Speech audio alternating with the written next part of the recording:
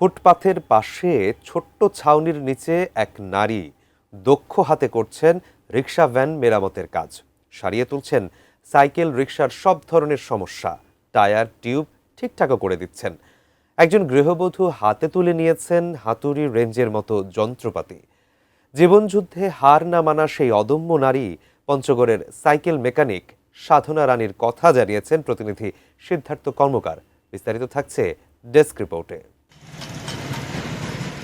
ব্যস্ত সড়কের পাশে ছোট্ট একটি ছাউনি, সাধনা রানীর নামকাওয়াস্তে গ্যারেজ। পঞ্চগড়ের বোদা পৌরসভার শিমুলতলী এলাকায় এভাবেই দেখা মিলবে তার। সাইকেল মেকানিক হিসেবেই তাকে চেনে সবাই।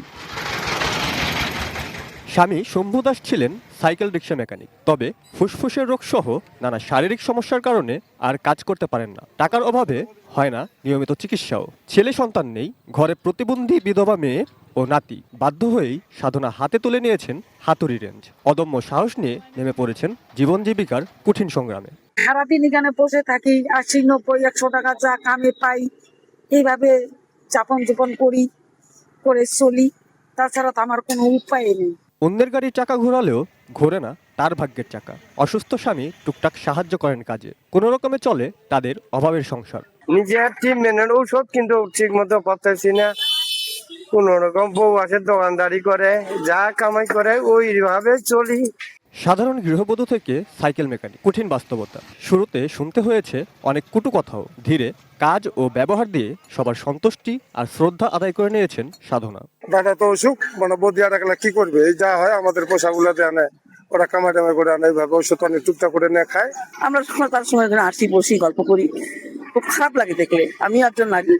সাধনার মতো অদম্য নারীদের পাশে নিজ নিজ অবস্থান থেকে দাঁড়ানো প্রয়োজন বলে মনে করলেও ফান্ড না থাকায় সরকারি কোনো সহায়তা দেওয়া সম্ভব নয় বলে সাফ জানিয়ে দেওয়া হয়েছে পৌর ও উপজেলা প্রশাসনের পক্ষ থেকে। অভাব কষ্ট তার পরিবারের পিছু ছাড়ছে না।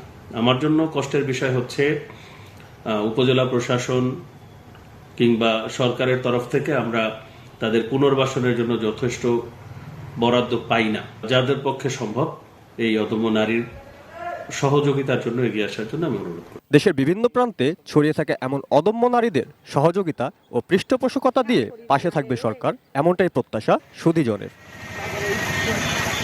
রনি হোসেন, ডেস্ক রিপোর্ট, এটি নিউজ।